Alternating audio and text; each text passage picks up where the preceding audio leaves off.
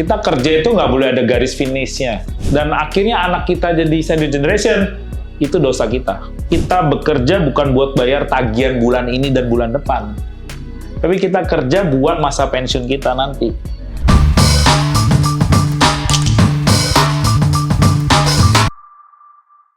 Oke teman-teman, selamat pagi ya. Selamat datang di segmen pertama kita. Terutama ini segmen spesial kita ngebahas topik soal rekrutmen bersama dengan agensi Manulife Indonesia. Teman-teman, perkenalkan gue dengan Johan.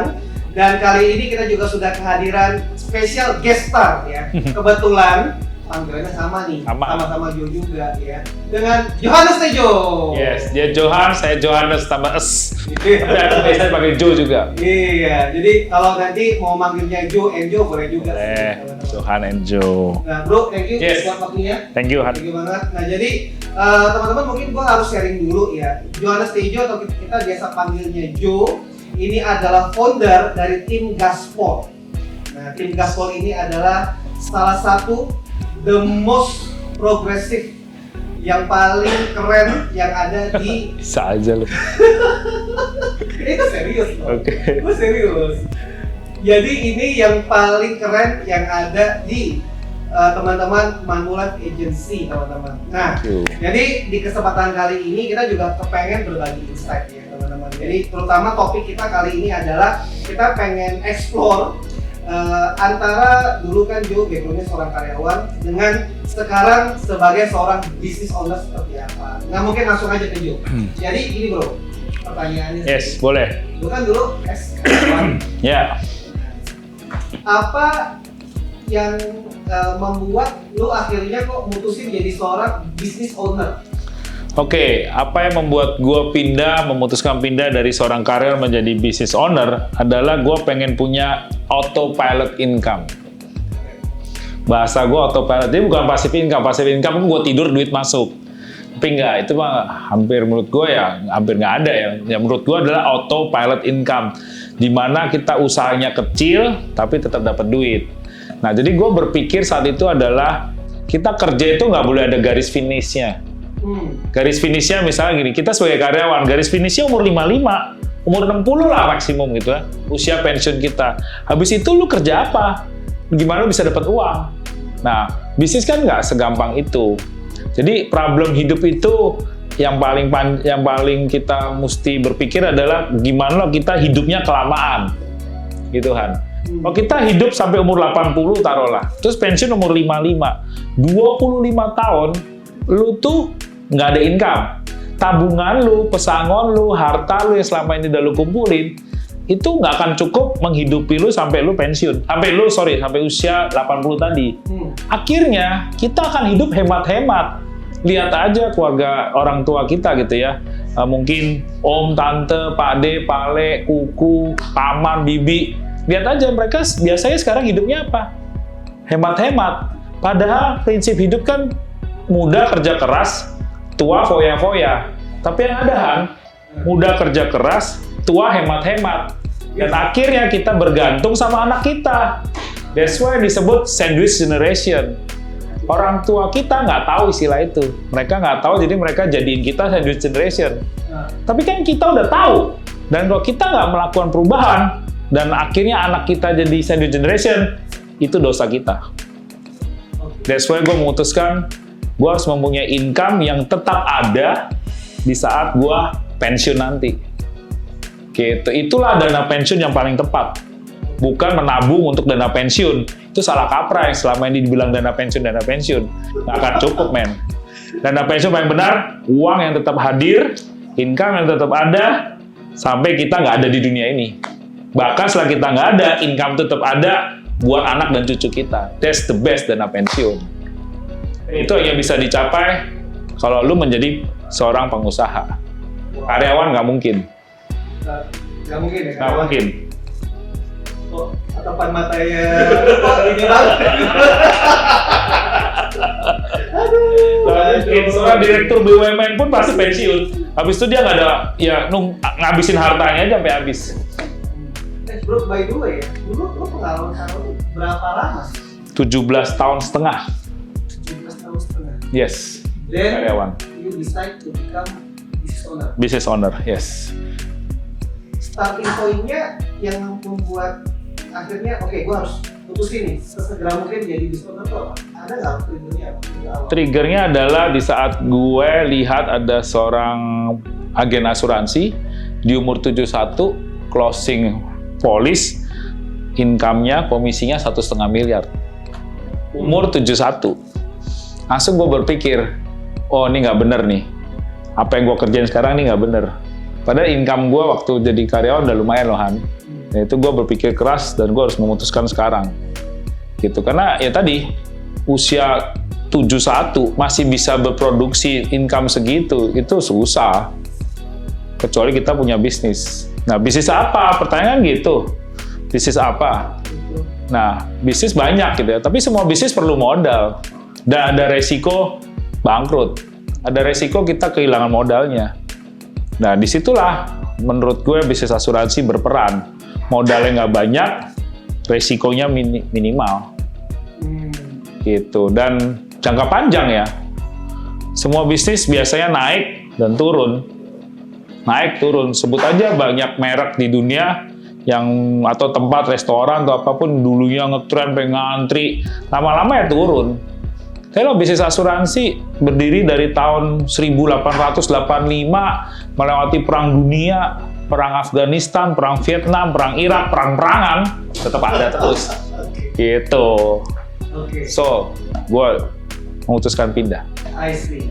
Nah, jadi challenge lu nih. Yes. Waktu mutusin masuk dan bangun bisnis kan. Nah, itu challenge awal apa biasanya?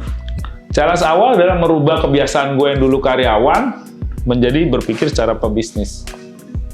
Itu pertama. Terus ya mental karyawan kan, mental cungpret gitu ya. Mental biasa disuruh gitu. Nah ini kan enggak, kita malah mental bukan nyuruh ya, tapi memotivasi. That's the difference. Jadi misalkan gue dibilang seorang direktur paling hebat di dunia gitu ya, itu menurut gue kalah sama seorang MLM atau apa.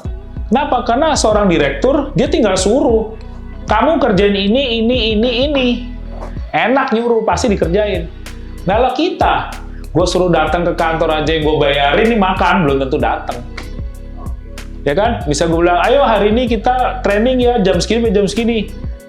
Mereka bisa, karena ini kita partner, gue nggak gaji mereka bisa nggak datang. Jadi kendalanya adalah gimana cara, kendala di pebisnis ya, gimana cara kita memotivasi tim kita supaya bisa berjalan bersama dengan kita. Itu Han. Pebisnis di asuransi ya, terutama ya. Oke. Nah, kan lu sekarang sudah punya tim sendiri, tim Gaspol. Yes. Ya, berpartner dengan Manulife Indonesia. Betul. Nah, lu boleh dong sambil sharing nih ke teman-teman di sini. Udah berapa lama nih lo bentuk tim Gaspol dan achievement pencapaian secara tim? Oke, jadi gua tuh kan start sendiri ya di 17 Oktober 2019. Jadi baru 17 Oktober 2021 kemarin kita ngerayain ulang tahun yang kedua. Wih, congratulations. Dan total manpower kita per hari itu, kok ngitungnya hari itu ya, 155 orang, 155 tim member. Ya menurut gue suatu percepatan sekali karena waktu gue join sendirian di akhir 2019 itu cuma 12, akhir 2020 76. Ini Oktober 2021 155, udah 2 kali lipat. Ini masih Oktober loh, belum Desember. Jadi tahun depan ya mungkin boleh kita bermimpi 300. Begitu. Jadi bisnisnya exponential growth ya, dia naik terus ke atas. Dan gue udah nggak bisa rem. Ketika gue bilang sama diri gue capek 1 tahun 20 orang aja. Mungkin nggak? Nggak mungkin, Han. Kenapa? Karena semua tim gue pengen punya 100. Otomatis pertumbuhannya akan semakin cepat. Gitu. Human multiplier. Oke. Human multiplier. Yes. Nah, berarti kalau ini terutama tips dari lo gitu. Iya. Agar bisa punya tim seperti seorang Johannes Tejo dengan tim Gaspol. Apa nih yang harus dilakuin? Boleh dong. Boleh. Jadi kalau menurut gue ya seperti gue bilang tadi, kita tidak gaji mereka ya. Gue tidak menggaji tim gue gitu. Jadi gimana cara membuat mereka supaya mereka mau ngerjain ini? Itu kita harus bikin why-nya harus kuat sekali. Dan menurut gue why terkuat itu bukan uang. Why terkuat itu kenapa gue bilang bukan uang? Karena ketika mereka tidak mencapai uangnya dalam waktu cepat, mereka menyerah. Oke, tetapi ketika why mereka adalah mimpi masa depan, like I said, let's do it. Kita bekerja bukan buat bayar tagihan bulan ini dan bulan depan, tapi kita kerja buat masa pensiun kita nanti. Jadi kamu mumpung badannya masih kuat, kamu kerjain ini sehingga nanti di masa pensiunmu ini akan bekerja untuk kamu. Itu yang membuat tim gue kayak hardcore gitu ya. Jadi mereka merasa I'm doing this because for my future, bukan bayar tagihan bulan ini. Itu why-nya mereka harus kuat. Dan people follow because they believe what you believe. Jadi kita sebagai leader, teman-teman leader gitu ya, harus percaya dulu bahwa gua nih ngerjain ini tujuannya apa, why gua apa. Nah, ketika lu sudah yakin sekali dengan why-nya lu itu, kita tularkan ke mereka, dan ketika mereka percaya apa yang kita percaya, mereka akan ikut kita. Tapi kalau lu masih ragu, ya nggak bisa. Mereka juga pasti ragu. So, gue percaya sekali bahwa someday gue pasti sukses. Bahwa someday gue pasti masa pensiun gue akan baik. Dan gue bilang sama tim gue gitu, if you believe what I believe, let's do it together. That's it. Jadi why-nya harus kuat. Gitu sih. Oke. Pertanyaan terakhir. Boleh. Since ini adalah podcast untuk tim rekrutmen agensi Manulife. Ya. Nah, kan tim lo ini kan banyak teman-teman milenial. Amin. Ya, anak-anak muda dong, ya kan? Iya. Spiritnya muda, ya kan? That's true. Nah, apa tips yang bisa lo sharing ke kita agar bisa rekrut teman-teman yang milenial, atau kalau sekarang kan generasi Z nih sekarang? Ya. Oke, ya tadi menurut gua tumbuhin why-nya mereka.